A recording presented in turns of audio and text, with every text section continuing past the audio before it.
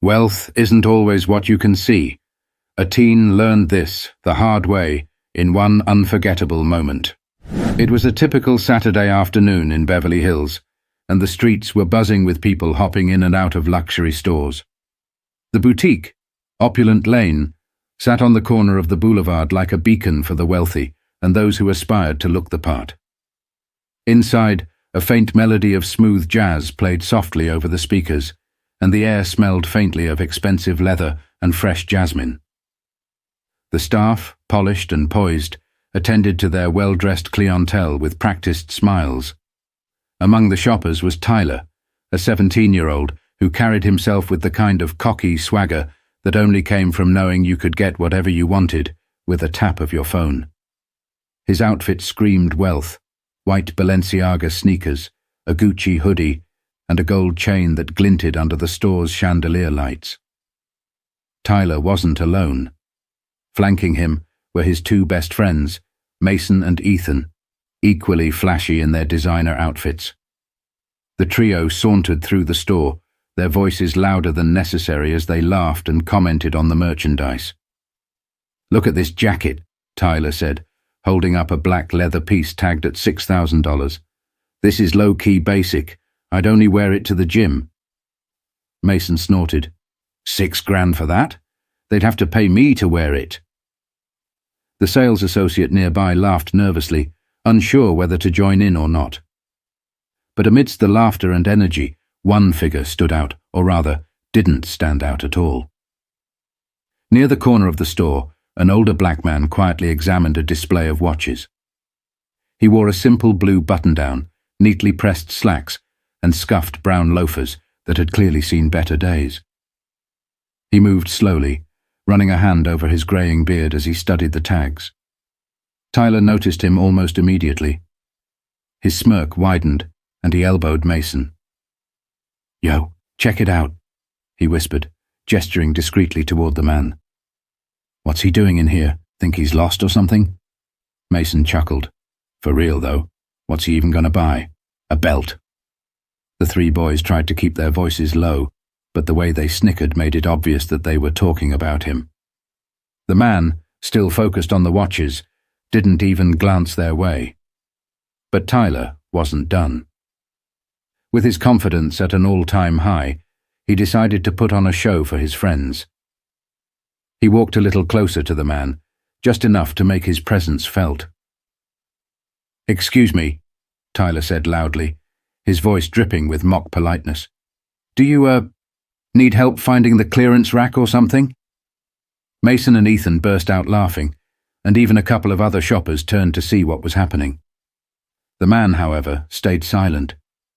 He didn't even look up. Tyler's grin faltered slightly, but he wasn't about to back down. "I mean, it's cool, bro. Not everyone can afford this stuff. You've got to work up to it, you know." His friends roared again, their laughter echoing through the boutique. A few customers exchanged uncomfortable glances, while one of the sales associates looked as though she might intervene, but no one said a word. The man finally straightened up and turned to face Tyler. His expression was calm, his eyes steady. He wasn't angry or defensive, just composed. "You done?" the man asked quietly, his voice firm but not confrontational. For a moment, Tyler didn't know how to respond. He hadn't expected the man to say anything, but before he could come up with another quip, the man turned away and walked toward the front of the store. The silence that followed was deafening, but Tyler's ego wouldn't let it go, and that's when things started to take an unexpected turn. Tyler watched the older man walk away with a mixture of confusion and irritation. The man's calm response, or lack of one, had robbed him of the dramatic reaction he'd been hoping for.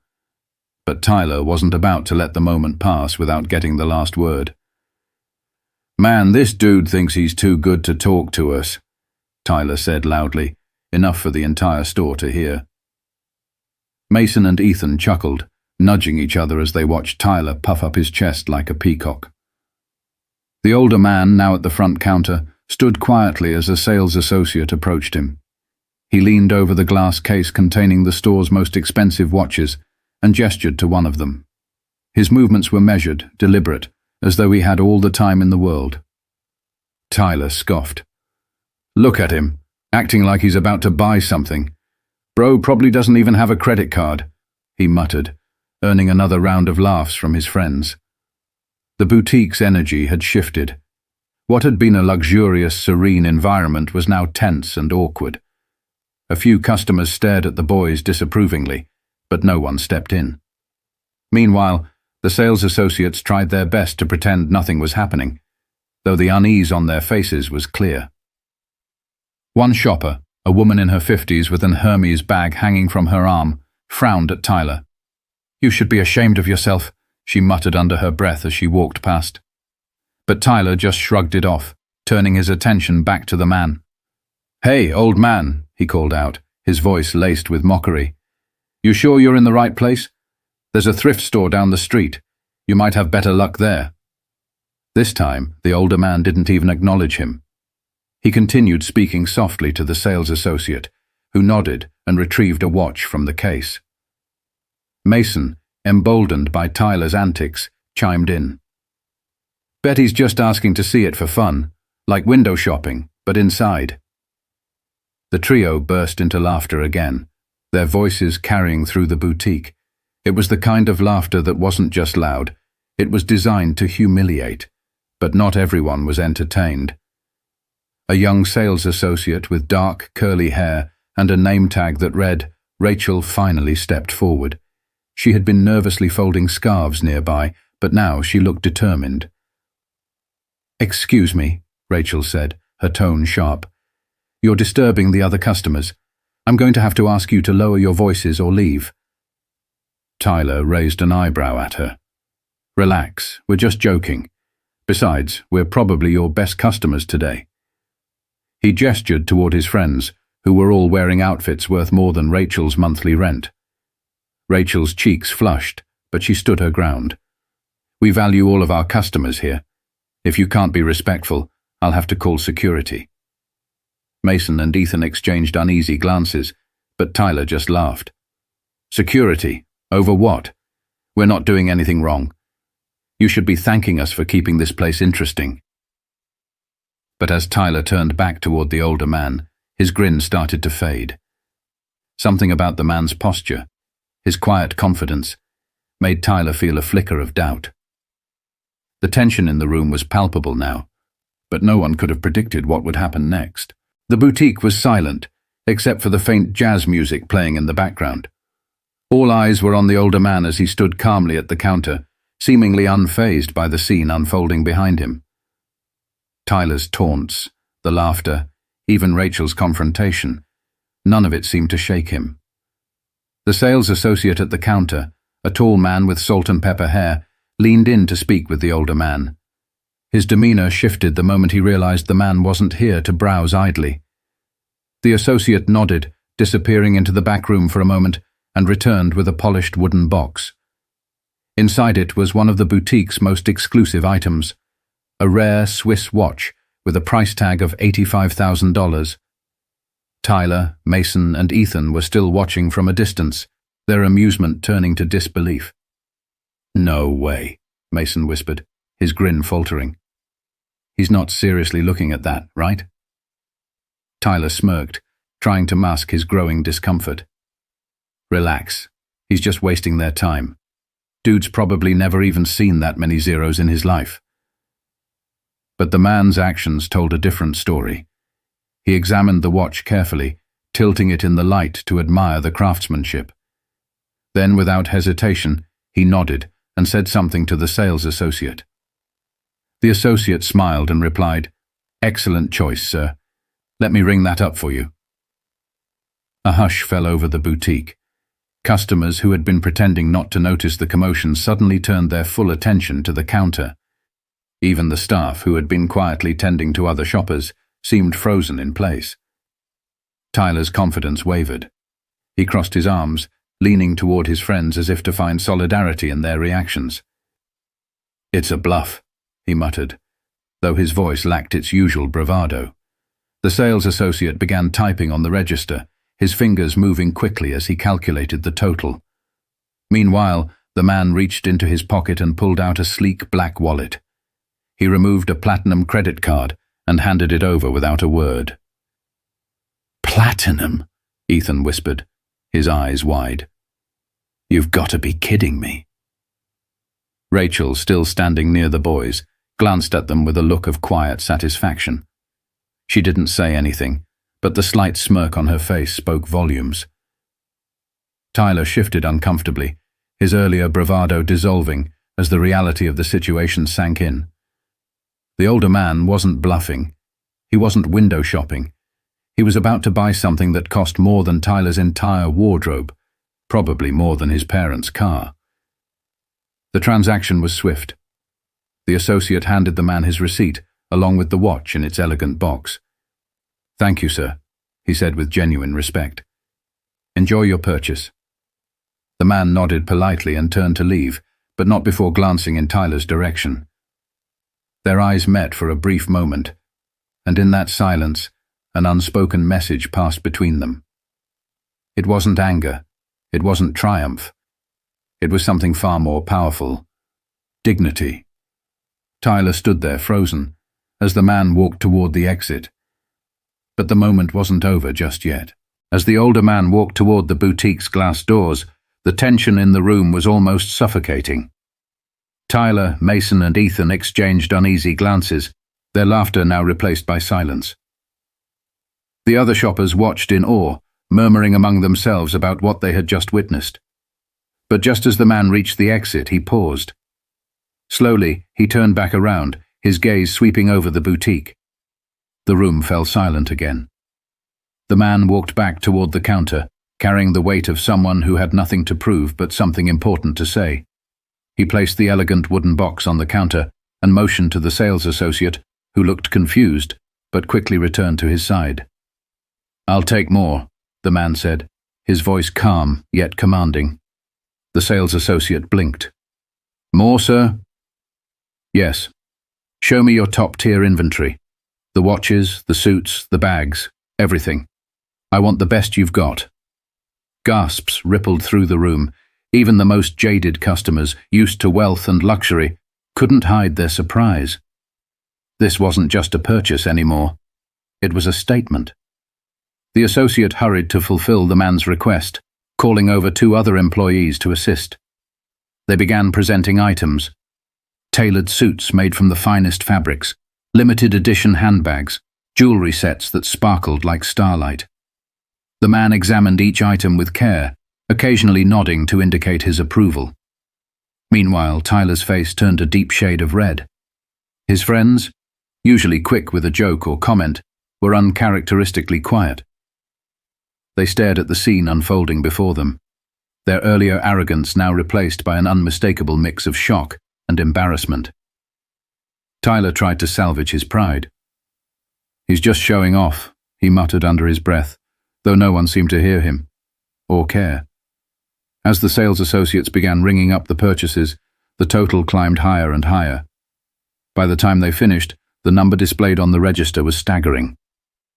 "Your total is $387,000, the associate said, his voice steady, but his hands slightly trembling as he held the receipt. The man pulled out his platinum card again and handed it over without hesitation.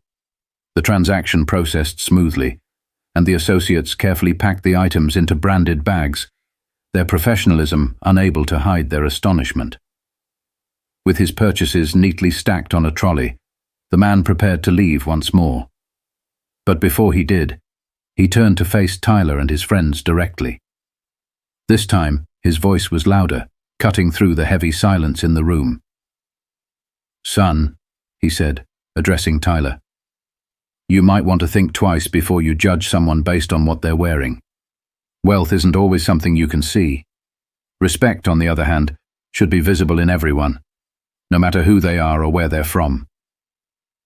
The man's words hung in the air like a sharp echo. Tyler's bravado was gone, replaced by a look of pure humiliation. He couldn't meet the man's gaze. The older man turned back to the exit, pushing the trolley himself despite offers from the staff to assist. As the doors closed behind him, the boutique remained eerily quiet. But while the man was gone, the lesson he left behind was just beginning to sink in. The boutique was still as though time itself had paused.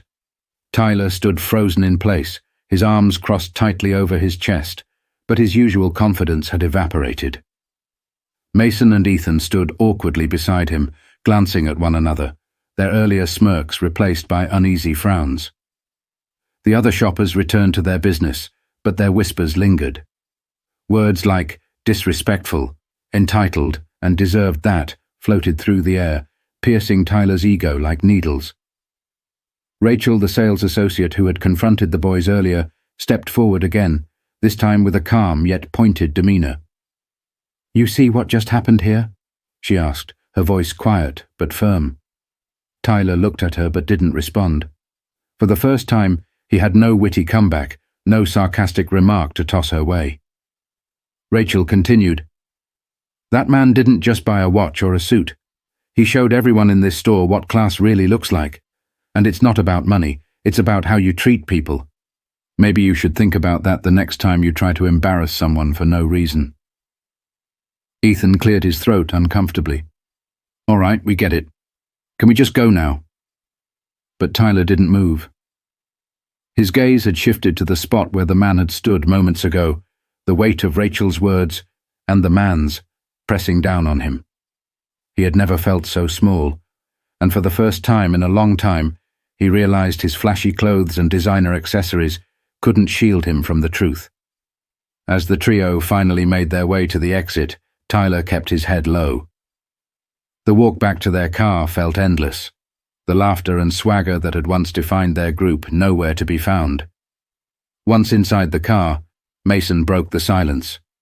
"Man, that was intense." Ethan nodded. "Yeah. Dude straight up dropped almost 400 grand like it was nothing. That was crazy." But Tyler didn't say anything. He just stared out the window, the man's words replaying in his mind. Wealth isn't always something you can see.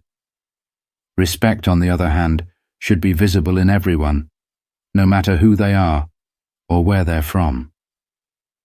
For the rest of the day, Tyler couldn't shake the feeling that something inside him had shifted. He replayed every moment of the encounter, from his mocking comments to the man's quiet dignity. And for the first time, he saw himself clearly. Not as the confident, admired leader of his group, but as a boy who had a lot to learn.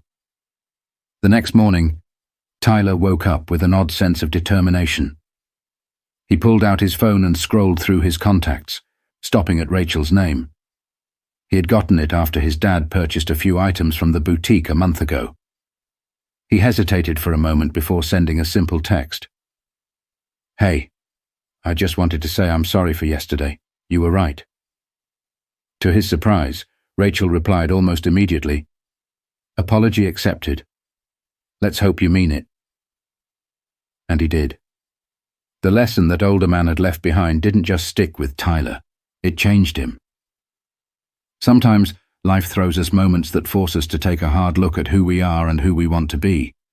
It's not about how much money you have or what you wear, it's about how you treat people. The next time you're tempted to judge someone by their appearance or put someone down, think twice.